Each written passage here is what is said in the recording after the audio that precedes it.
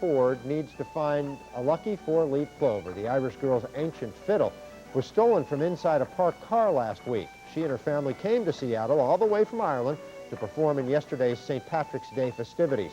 Well, fortunately, a local business loaned her a violin for yesterday's performance. Members of the audience threw her hundreds of dollars to put toward a new instrument. She heads back to Ireland tomorrow with more than $600. They asked for $1 donations, got more than 600. She'd still like that fiddle, though. At the top of the neck is the carved head of a lion, and it's been in her family for a while. So give it back if you've got it. Oh. Yes, return that fiddle. Thank you, Frank. Well, Andy Wappler joins us in the Weather Center. Andy, you have no idea where that fiddle is. I don't think so, and I'll tell you, I also think that no one who watches this show would steal, so no one who took that fiddle is certainly watching, but maybe you do know who the miscreant was and can get that thing back. At least they get to go home to Ireland with a good story about the U.S. Well, Clark Stahl is flying over Lake Washington and looking out, I believe, over Mercer Island right now, and looks awfully nice to me over the lake and everything else. We're going to see some sun today from Mercer Island, every place. Should be a nice day. Look at the satellite picture. A few clouds that have kicked in right now, but there's a little break afterwards. You watch this little front edge develop, and there's right now. Then after that, some clearing. Then further after that, this system comes in. But generally today, a few high clouds like we're seeing right now, more clearing coming this afternoon, and by and large, a real nice sunny day, even into the low to mid-60s, calling about 63 on average. Now tomorrow, that system that was a little further out on the satellite picture comes a little closer in. So look for some light rain, perhaps overnight, certainly by early tomorrow morning. A little bit of sun here and there Tuesday, Wednesday, but the raindrops too. Then more clouds and more rain for Thursday and Friday. But what a fine start to the week. And of course on Wednesday we make the switch over to spring. You may not feel it. It may actually feel like we're going in reverse here from winter to something else rather than spring. Well, we'll check the traffic right now and see that it's doing fine in most spots. A touch heavy here over the Ship Canal Bridge on I-5, but about what you'd expect for the 8 o'clock hour. Things moving smoothly, and certainly moving smoothly near Northgate at 92nd. That's the way the highways look when the traffic engineers imagine them. They just don't usually look like that. Clark? Well, the problem is they envisioned those highways about 40 years ago, and they wouldn't have quite that many cars 40 years ago. Well, let's take a look out at this I-90 problem I was telling you about a few minutes ago. It's underneath one of the overpasses here. Let's see if we can even pick it out. It is cleared off to the side of the road. There was an aid unit there. You can see maybe some of the blinking lights there. It is causing a distraction for westbound traffic here on the north end of Mercer Island. But all in all, everything considered, the middle of the commute time or thereabouts, it's not causing a huge problem here, and there are no other real big problems in the area traffic-wise this morning. Gary and Joyce. Thank you very much, Clark. Well, don't go away. When we come back, we'll be talking about the hot topic of whether there should be a third runway built at SeaTac. And later this hour, we'll show you how a local restaurant is one of the tops in the country at cooking catfish. But first, it's a homeowner's nightmare. We're going to meet the author of a new book all about the trials and tribulations of home improvements gone bad. We'll be back. I love my cars, keeping everything inside running just right. But what about the outside? You want it done right? Call Maaco. Get our great-looking Maaco Ambassador finish for one low price, only $189. Call Maaco today.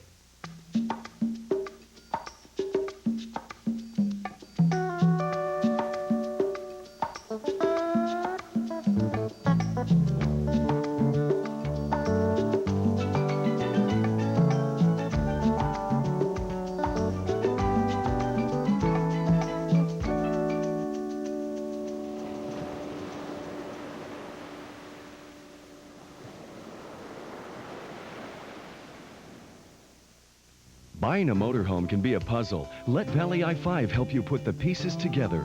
Save thousands at Valley I-5 with low everyday pricing year-round on both new and used motorhomes. At Valley I-5, find the RV that fits your lifestyle, your pocketbook, and your dreams. Totally committed to RVers, Valley I-5 is truly unequaled in customer service and RV expertise. Valley I-5 in Kent, a proud Northwest tradition. Think Valley I-5. Morning, fish. It's me, Bax and Jack, the Modem Man. Up and down loading, baby. Techno Trailblazer, the web slinger, commander of the communication nation. AT&T True Reach Savings saves you 25% on all types of U.S. calls, even faxes and modems on your AT&T phone bill when you spend $25 a month. I'm bi-coastal. Information San Francisco, I'm done. Nice. Don't say. Modem Man. Savings on all kinds of calls. That's your true choice, AT&T. Finally free! New, only from Oscar Mayer. Great tasting ham without the fat. Slow cooked, delicious, and yes, fat-free. That's why we call it new Oscar Mayer Free. Fat-free ham.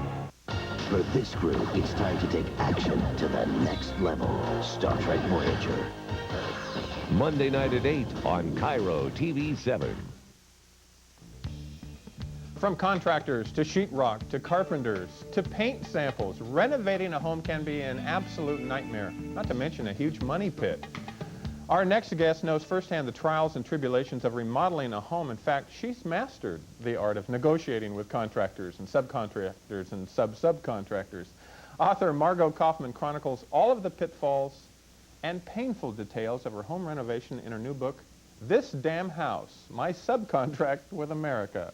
And we're thrilled to welcome author and LA Times columnist Margot Kaufman to 7 Live. Good morning, Margot, and you have a special guest. You travel with your dog. Yes, I do. I find that not everybody wants to see me, but they all want to see her, so it's really useful. She's very sociable. She makes conversation very simple.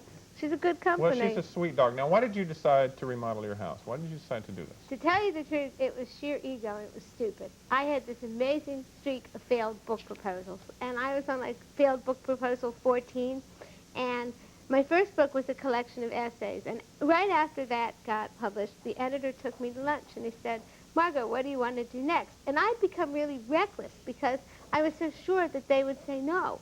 So I said, oh, I'll remodel my house and write about it. And he said, go ahead. So I had to come home and say to my husband, honey, guess what we have to do today? And it was sheer ego. I mean, to give you an idea, the proposal that had failed right before the house when I had suggested like going around the world on a freighter, so it was how I got to do it. That was it. Now, did you do a lot of research? Did you have any idea that you were getting into somewhat of a nightmare? Well, yes, because that's the traditional picture of remodeling. And in truth, I didn't find it to be horrible. I found it to be a lot like traveling, where you wind up on this voyage, and it's very similar to traveling. You're on this trip, and you keep having to make all these decisions and spend all this money, and it's really out of your control. You know, reality becomes secondary to this vision that you have. You know, there's not that many things in life where you've got this dream preface.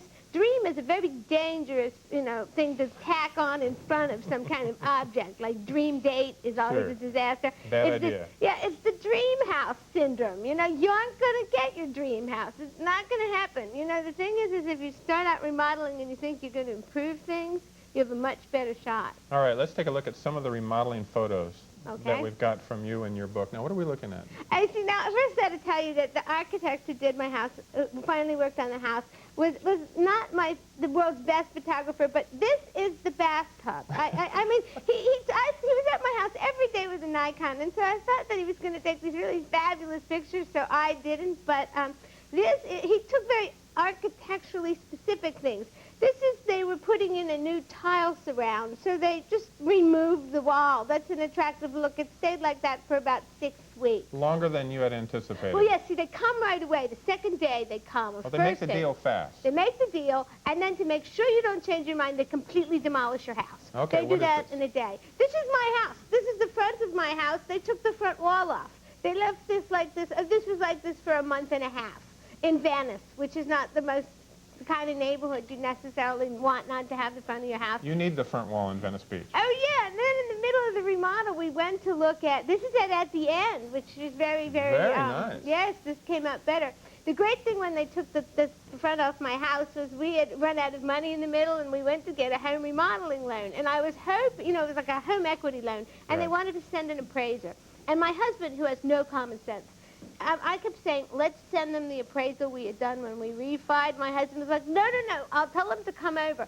I said, don't tell them to come over. And he sent them over, and there was no front of the house. And the day they came, the people were on the roof throwing the chimney bricks off the chimney, like playing catch.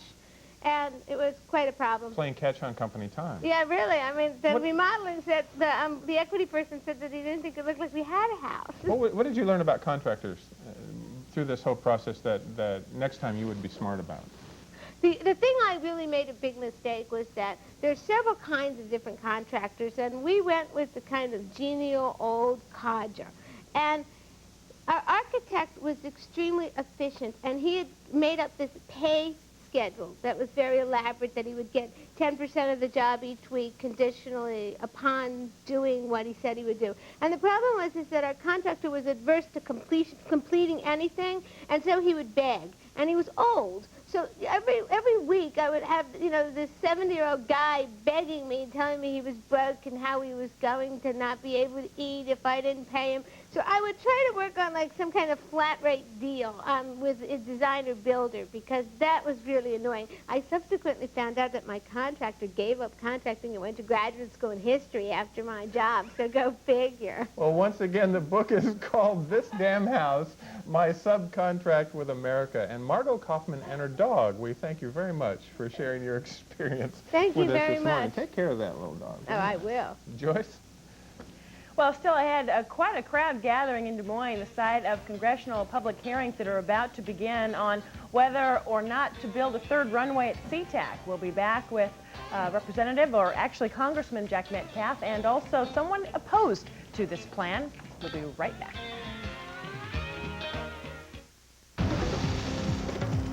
These guys are persistent. Well, they're no match for the world's first sport utility wagon. Oh, really? All-wheel drive Subaru Outback's got more headroom than a Cherokee. Uh-huh. The ground clearance of an Explorer. So you said. Ride smooth as any car. Got any more of those tidbits? What, like more stability in a turn than a Chevy Blazer? Sure, that'll do. That's why Subaru Outback. World's first sport utility wagon. Circuit City's National Home Appliance Money-Back Days are going on now, and you'll find big savings on Whirlpool, Amana, GE, Maytag, KitchenAid, and more. Like $25 to $100 rebates on select top-brand appliances, $50 rebates on select laundry pairs. And this Hot Point 21 cubic foot refrigerator with bonus ice maker is just $566.97. Hurry in for special financing offers, too. It's Circuit City's National Home Appliance Money-Back Days, going on now. Stalkers, carjackers, and murderers.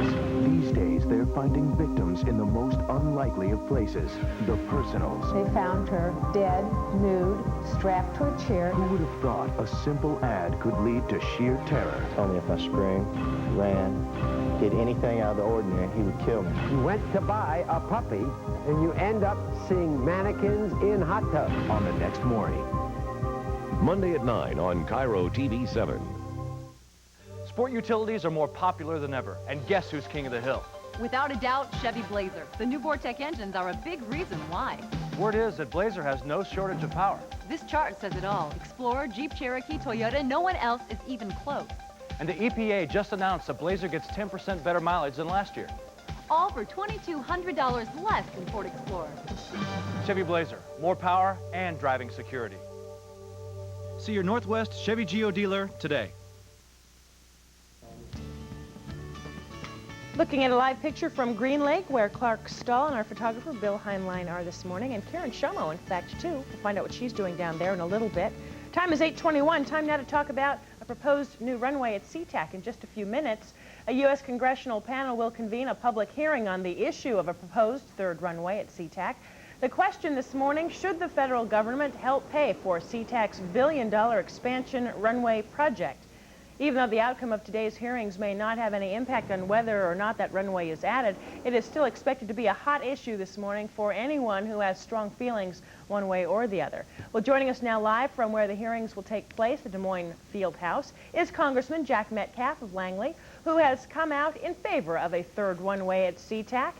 And here in our 7 Live studio, Bill Elder, member of the Washington Alliance for Taxpayers and Travelers, one of a number of citizen and government groups fighting the idea of building this runway at SeaTac.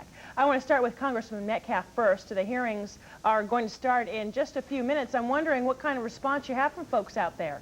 Well, there's 200 or 300 people already that have gone into the auditorium, and I think we'll have a very good crowd and very interesting hearing.